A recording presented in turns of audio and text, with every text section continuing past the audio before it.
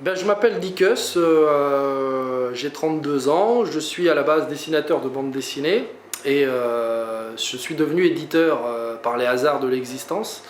Voilà, j'ai commencé dans la bande dessinée en faisant des BD un petit peu à caractère social, comme une BD sur la banlieue dont je suis l'auteur. Et puis, par la force des choses, j'ai monté une structure un peu sur le même modèle que les mecs un peu de banlieue qui, dans les années 90, montaient des structures, des labels de musique ou des marques de fringues. Moi, j'étais un peu l'activiste bombardé dans l'univers de la bande dessinée. Et très rapidement, j'ai monté un petit label qui s'appelle 7e Choc. Et voilà, ça fait 5 ans que l'histoire se perdure et ça se passe très bien. Ben, je dirais que tout mon parcours en fait est jalonné d'échecs. En fait, c'est pas des échecs, mais disons que un bon manager et un bon chef d'entreprise, c'est d'avoir quelqu'un qui a su en fait gérer ses échecs. À savoir qu'en fait, chez les êtres humains, c'est toujours comme ça, c'est que quand on fait une connerie et quand on fait une erreur, que ce soit une erreur de management, d'investissement, c'est des erreurs qu'on recommence plus jamais. Donc aux États-Unis, ils ont compris ça, c'est-à-dire que quand un type vient chercher un investisseur, souvent on lui dit mais combien d'échecs tu as eu avant?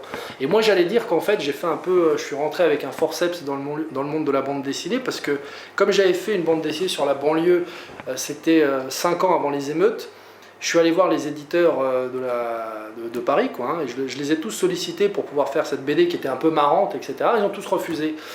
Suite à ça, j'ai publié dans la presse rap, l'affiche radicale, ça s'est très bien passé, j'avais du retour, j'avais un public, ça se passait bien, et donc c'est à partir de cette période-là que j'ai monté en fait le label 7e Choc, et à partir de là, pareil, je me suis un petit peu cogné à l'establishment en fait éditorial, enfin du monde de la BD, parce qu'en fait une fois qu'on est éditeur, c'est pas le tout d'être éditeur, c'est qu'il faut trouver un diffuseur. Un diffuseur, c'est quelqu'un qui diffuse voilà, les BD de manière nationale et internationale.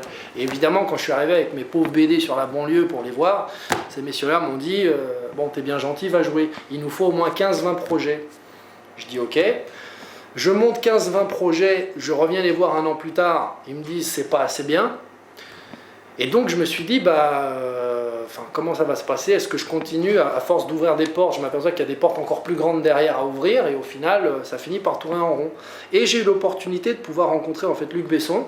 Je lui ai simplement expliqué que j'étais un petit mec qui avait une petite équipe derrière moi, des gens très motivés, qui voulaient faire de la bande dessinée et vivre leur rêve avec un grand R, comme on dit.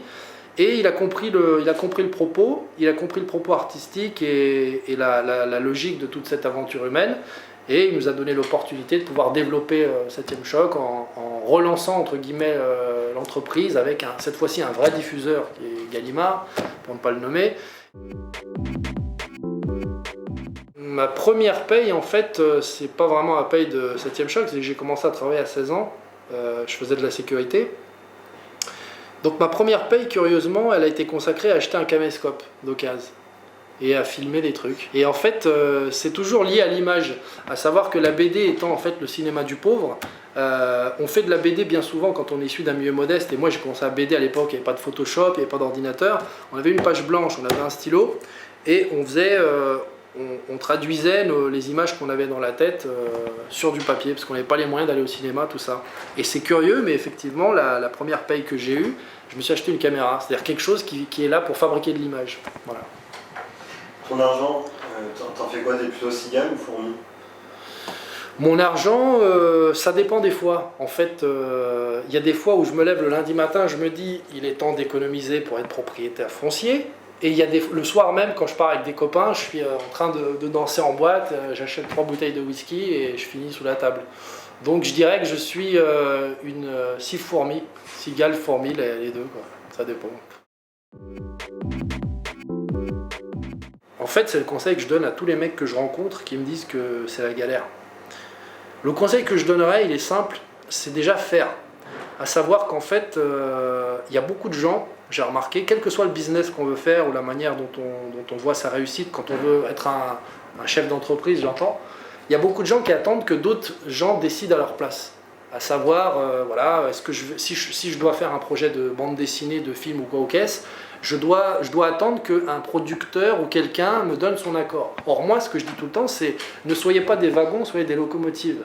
À savoir que quand vous montez des structures, vous faites des trucs, vous avancez. Le fait d'avoir monté par exemple une structure, ça m'a permis d'aller chercher des sous à droite à gauche, ça m'a permis de rencontrer des gens, ça m'a permis de sortir des titres. C'est très important quand on va voir quelqu'un et qu'on n'a pas un projet dans la tête, mais on a quelque chose de concret qu'on pose sur la table. Les gens se disent, voilà quelqu'un qui a déjà fait quelque chose. Et moi, c'est ce que je dis tout le temps, c'est faites des trucs. Il y a une nana récemment qui m'a contacté, qui est une nana qui a joué dans une pièce de théâtre récemment et qui a beaucoup de talent. Et pareil, elle me dit, ouais, comment est-ce qu'on peut faire pour réussir dans le cinéma, dans le théâtre, etc. Je dis, bah t'écris des projets. Tu montes des pièces de théâtre, tu montes des courts-métrages, à ton niveau bien entendu, mais t'avances, tu ne restes pas statique à attendre que le téléphone sonne. Et c'est ça le truc, il n'y a pas besoin d'argent. L'argent, en fait, les gens pensent que comme ils n'ont pas d'argent, ils ne peuvent pas avancer. Or, moi je pense que l'argent, c'est une des données de l'équation, mais ce n'est pas l'équation globale. L'équation globale, c'est un mélange entre justement ce qu'on veut faire, comment on va le faire et combien ça va coûter. Mais c'est pas insurmontable. Une fois qu'on a considéré que l'argent était un des paramètres du truc, l'important c'est la qualité de ce qu'on fait et comment on le fait. Et moi, c'est ce que je dis tout le temps, c'est ne soyez pas des wagons, soyez des locomotives. Et vous verrez que beaucoup de gens voudront rentrer dans votre train. Tout le temps. Voilà.